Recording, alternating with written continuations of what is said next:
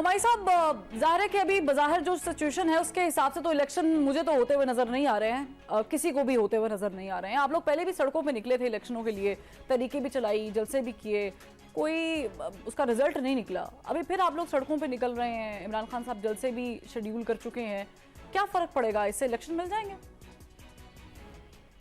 देखिए जी, हम तो एक पाकिस्तान के आइन को देख रहे हैं और मैं समझता हूं कि बेइंतहा गलत प्रेसिडेंट्स बनाए जा रहे हैं सिर्फ इसलिए कि चंद हफ्ते या चंद माह हुकूमत में रह लिया जाए। मतलब आप इस वक्त क्या प्ली है? प्ली ये है कि जी फंड्स नहीं हैं। हमने पार्लियामेंट को कह दिया था, मैं 5 पार्लियामेंट्स में बैठा हूं जी, मैं 2 दफा पाकिस्तान का वफाकी वजीर रहा हूं। स्टैंडर्ड एक प्रोसीजर है कि अगर जो बजट अमाउंट ना हो वो खर्च कर दिया जाता है, नेक्स्ट फिस्कल के बजट के बाद सप्लीमेंट्री ग्रांट्स में अप्रूव कर लिया जाता है। बेशुमार सप्लीमेंट्री ग्रांट्स हर साल बजट के बाद अप्रूव किए जाते हैं। So nobody believes that. ये कंफ्यूजन पैदा की जा रही है कि जी जो 90 डे जजमेंट 332 वाली वो एक्चुअली 4-3 तो 90 डे की जजमेंट नहीं थी। 4-3 ने तो केस ही नहीं सुना था। 4-3 तो कह रहा था कि ये जो केस है इलेक्शन वाला ये सो मोटो नहीं बनता, उसमें 2 जजेस ने कहा था। अब कंफ्यूजन पैदा की जा रही है। बहुत आसान आजकल हमारा बज वर्ड है कि फुल कोर्ट बिठा दिया जाए। अब फुल कोर्ट जो है वो फुल कोर्ट अब बिठा देंगे, सबको पता है, बोलता कोई नहीं, सबको पता है कि फुल कोर्ट जब बैठेगा तो कोई लोग कहेंगे जी इन 2 जजों को बाहर निकालो, कोई कहेंगे इन 4 को बाहर निकालो, वो झगड़ा शुरू हो जाएगा, उस फुल कोर्ट में नहीं बैठेंगे। ये सारों को मामला, पाकिस्तान का एक आइन है, ऑर्डर इन द फील्ड एक 90 डे इलेक्शन वाला है। और अब देखें इस हफ्ते या जब भी सुप्रीम कोर्ट इस पे क्या फैसला करता है। हमारी डिमांड देखिए, हमने फ्लेक्सिबिलिटी शो की है। हमारी कभी ख्वाहिश नहीं थी कि हम एक दिन में इलेक्शन ना करें, हालांकि आइन इसकी इजाजत देता है, लेकिन हम तस्लीम करते हैं ना करें।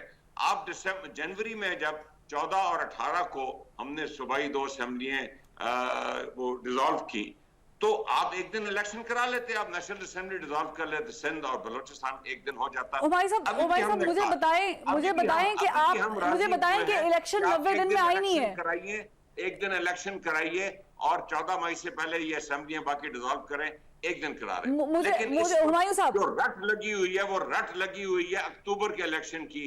इधर जो 2 हमारे साथी बैठे हुए हैं उनको भी बड़ी अच्छी तरह पता है कि अक्टूबर के इलेक्शन का माजरा क्या है। सारे मुल्क को पता है अक्टूबर के इलेक्शन का माजरा क्या है। मैं कहना नहीं चाहता इलेक्ट्रॉनिक मीडिया पे। आप भी तो सर उसी माजरे के चक्कर में कह रहे ना कि पहले हो जाए। जुलाई में इलेक्शन कराएं, आप अगस्त की बात कर लेते। मैं ये नहीं कह रहा हम तस्लीम करते, बात कर लेते। आप तो अभी तक अक्टूबर पे रट लगा के बैठे हुए हैं। ठीक है, लेकिन हुमायूं साहब 90 दिन में इलेक्शन होना आईनी है, हम सबको पता है, होने चाहिए। लेकिन मुझे बताएं कि आईनी तो ये भी है कि जब आप असेंबली तोड़ रहे हैं तो उसका एक लॉजिक भी होना चाहिए। आईनी तो ये भी है कि आप किसी पर प्रेशर डालकर ये नहीं कह सकते कि हमने असेंबली तोड़ी है, आप भी असेंबली तोड़े। मैं आपके साथ अग्री नहीं करता इस पॉइंट। एक कंसेंसस होना चाहिए ना, बातचीत होनी चाहिए हुमायूं साहब। वो मौका आपको, if you look at the constitution, it is the prerogative of the chief minister to dissolve the provincialism. चलें, I'll ask सुरंगी साहब no consultation required. ठीक है, I'll ask सुरंगी साहब कि वो मुझे इस पे हम लोगों की रहनुमाई थोड़ी सी फरमा दे, क्योंकि उनका एक्सपीरियंस जर्नलिज्म में मुझसे बहुत ज़्यादा है, कि क्या कभी ऐसे भी असेंबली तोड़ी जाती है? क्योंकि जितना मैंने पढ़ा है उसके मुताबिक तो एक कियोस होना चाहिए। जा रहा है कि आपके पास एक लॉजिक होना चाहिए असेंबली तोड़ने के लिए, कि असेंबली क्यों नहीं तोड़ी जा रही। यहाँ पर तो कहा जा रहा है कभी बाजवा साहब के कहने पे तोड़ दी, या महंगाई बहुत थी इसलिए तोड़ दी, और फिर इलेक्शंस मांगे जा रहे हैं। तो हर चीज़ बेसिकली इलॉजिकल चल रही है हुमायूं साहब। लेकिन निहाल हाशमी साहब, इलेक्शन नहीं दे रहे आप लोग, बड़ा सवाल ये है कि हुक्म अदूली कर रहे हैं, इसके कॉन्सिक्वेंसेज हैं, आपको पता है ना? और देखें, हमने तो इलेक्शन कराने का तहिया कर लिया था 30 दिन के 90 दिन के अंदर अंदर, तभी इंटरिम गवर्नमेंट पंजाब भी फॉर्म कर दी गई थी।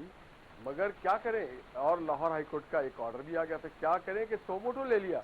और हमने तो तारीख नहीं दिया था, 90 दिन का जो टाइम है ये क्रॉस 3 रुकनी बेंच ने किया, हमने नहीं किया है। इन्होंने पहले 30 अप्रैल दिया जो कि बियॉन्ड 90 डेज था, फिर इन्होंने 14 मई दिया, वो भी अगेन बियॉन्ड 90 डेज था। तो 90 दिन के बाहर इलेक्शन कराने की तो जिम्मेदार ये बेंच है। और हम उस बेंच को समझते हैं 4 रुकनी 7 रुकनी जो थी, 4 और 3 का जो था, उन्होंने कहा था 100 वोटों नहीं बनता है। जब 100 वोटों ही नहीं बनता है तो फिर आप कैसे डेट अनाउंस कर सकते हैं? ये एक बड़ी सिंपल सी बात है। हमें अफसोस है, हम 90 दिन में कराना चाहते थे, मगर ये इन्होंने कराने से रोक दिया और इन्होंने 14 तारीख का और उससे पहले 30 अप्रैल का डेट दे दिया था। तो हम तो अब भी चाहते हैं, मगर हम सजा क्यों दें बलूचिस्तान और सिंध को कि वो अपना टेन्योर, यहाँ के लोग कहेंगे कि भाई हमने वोट डाला था, हमने एक टेन्योर पूरा कंप्लीट करना है। जो आम वोटर्स है उसके वोट पे डाका डालने का हक हमें तो नहीं हासिल है। आइन उन्हें सेफगार्ड करता है कि जी आपका टेन्योर पूरा होगा, तो टेन्योर जब पूरा होगा उससे 1 घंटा हम आगे पीछे नहीं जाएंगे। निहाल हाशमी साहब, अगर टेन्योर पूरा हो जाता है और अक्टूबर में इलेक्शन आप लोग करा देते हैं, क्या गारंटी है कि आप लोगों को वोट पड़ेगा जो कंडीशन जा रही है? ये तो अल्लाह जानता। हमारे पास गारंटी है, हमारी पार्टी के पास ये गारंटी है कि हम जब इलेक्शन में जाते हैं तो अपने वादे के साथ नहीं, अपने माजी और पास्ट ट्रैक के साथ जाते हैं। हमारा पास्ट ट्रैक बड़ा क्लियर है कि नवाज शरीफ के दौर में जितनी तरक्याती काम हुई है, अवामी फलाह बहबूद हुआ है, वो ये 4 सालों में नहीं हुआ, उसका अशीर नहीं हुआ। तो लोग ये देखते हैं कि जिनको हम वोट देके लाना चाहते हैं वो सड़कें बनाएंगे, डैम बनाएंगे, रेल बनाएंगे, मोटरवे बनाएंगे, मेट्रो बस बनाएंगे, ऑरेंज ट्रेन बनाएंगे, लैपटॉप देंगे कि नहीं देंगे, LNG लाएंगे, CPEC लाएंगे, रोजगार के मौके लाएंगे। इमरान खान साहब क्या लेके आए? घड़ी के अलावा। इमरान साहब क्या लेके आए? गाली के अलावा। इमरान साहब क्या लेके आए? सोशल मीडिया में ट्रोलिंग करने के अलावा। इमरान साहब इस मुल्क के लिए बदनामी नहीं, नेक बदनामी लेके आए। उन्होंने पूरी एक नस्ल को अजीब रास्ते पे डाल दिया है, उन्होंने जाति दुश्मनी लेके आए। आप देखें ना, लेकिन निहाल हाशमी साहब, जिस तरह सिस्टम चल रहा है ना, जिस तरह सिस्टम चल रहा है, जिस तरह हुकूमत सिस्टम चला रही है, जिस तरीके से सिस्टम हुकूमत चला रही है और जिस तरीके से चल रहा है, माजरत के साथ, ये बड़ा मुश्किल है। क्योंकि अगर चीनी वज़ीर ख़ारजा ये कह रहे हैं कि तरक्की के लिए पाकिस्तान की सियासत को मुस्तहकम होना पड़ेगा, तो ये एक बड़ी स्टेटमेंट है। आपको देखना पड़ेगा कि अगर आपने वोट भी लेना है तो इस्तेहकाम होना चाहिए सियासत में। आपने किसी मुंह से जाना है। इस तरह अगर वो सड़कों पर रहेंगे और आप पार्लियामेंट में करते रहेंगे तो मेरा ख्याल से इस सब में तो पिसवाम रहे हैं, ना तो आइन नजर आ रहा है, ना कोई इंतजामी चीज़ नजर आ रही है। सुरंगी साहब, ये एक वाहिद पॉइंट है जिसपे पाकिस्तान तहरीक इंसाफ ने इतना बड़ा स्टेप लिया था, इलेक्शन दे दें, विफाक तोड़ेंगे, विफाक को हिला देंगे, और फिर असेंबलीज अपनी तोड़ के बैठ गए। अब अगर ये इलेक्शन नहीं देते हैं, मौजूदा गवर्नमेंट पंजाब के इलेक्शंस नहीं कराती हैं, तो वजीर आजम के घर जाने की चांसेस और उनकी बातों की बात हो रही है, ये आपको मुमकिन दिखाई देता है? आप क्या फोर्सी कर रहे हैं? नहीं जी, मुझे बिल्कुल भी मुमकिन नजर नहीं आता। पाकिस्तान की जो सियासी और अदालती तारीख है उसमें बिल्कुल मुतजाद किस्म के नताइज आए हैं।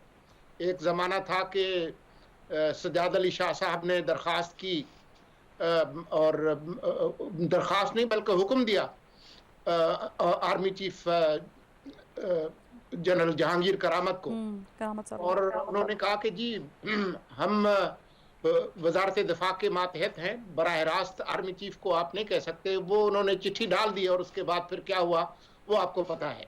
लेकिन फिर आपने ये भी देखा कि 2008 के बाद किस तरह से यूसुफ रजा गिलानी को भेजा गया, किस तरह से पनामा का केस बनाया गया, और किस तरह की जो है वो JITs बनाई गई, और किस तरह से व्हाट्सएप पे वो सारा काम हुआ, हमने वो भी देखा है। लेकिन इस वक्त जो ज़मीनी हकायक हैं उसमें मुझे बिल्कुल भी इसके आसार नज़र नहीं आते कि वज़ीर आज़म को या उसकी काबीना को घर भेजा जाएगा। लेकिन इससे पहले जब आप बात कर रही थी पंजाब और खैबर पख्तूनख्वा की सूबाई असम्बलियों की तहलील की, तो जो दुनिया भर में जो पार्लिमानी रिवायत है वो ये है कि अगर कोई हुकूमत नहीं चल रही, जिस सूबे की हो, मुल्क की हो, वहाँ पर कोई डेडलॉक हो, कोई ऐसा मसला हो कि हुकूमत चलाना मुमकिन ना हो, तो फिर असम्बली तहलील होती है। पंजाब के अंदर कोई बहरान नहीं था। पंजाब के अंदर इमरान खान ने अपने ही वज़ीर आला से इस्तीफ़ा इसलिए लिया कि क्योंकि उनको वोट चाहिए थे कौमी असम्बली में तहरीक अदम एतमाद को नाकाम बनाने के लिए। बुज़दार को क्यों हटाया गया आपको पता है। फिर आपको ये भी पता है कि जो वज़ीर आला बाद में बने परवेज़ इलाही, जिस तरह से 63A की एक तशरीह जो मुतनाज़ा है, जो मेरे ख्याल में खिलाफ़े आइन है, उसके तहत जब वो बने वज़ीर आला परवेज़ इलाही, तो किस तरह से उन्होंने खुद टीवी कैमरेज पे आके कहा कि 99% लोग नहीं चाहते कि असेंबली तहलील हो। यही सूरत हाल खैबर पख्तूनख्वा में थी। तो क्या इमरान खान जो कि पार्लियामान का मेंबर भी नहीं था, उनको ये अख्तियार है आइन के अंदर सुबह असेंबली तहलील करने का, तो वो असेंबली जो दबाव के जरिए गैर कानूनी तरीके से तहलील कराई गई हो, तो वो अतर बिन अल्लाह साहब ने तो पहले ये सवाल उठाया था और ये कहा गया सुप्रीम कोर्ट में कि हम इस पर फैसला देंगे। उस फैसले का अभी तक हम इंतजार कर रहे हैं। तो ये नहीं हो सकता कि आप एक केस में आइन की रूह निकालें 63A में और दूसरे केस में आप जो है वो 90 दिन जो है उस पर अटक जाए और फिर उस पर खुद अमल ना करें, उसको आगे बढ़ाएं। तो 90 दिन का जो मुकद्दस हल्का था वो तो उसको अदालत खुद तोड़ चुकी है, अब उसका हम क्या करें। लेकिन इसका हल तो जाहिर है कि हमने तलाश करना है।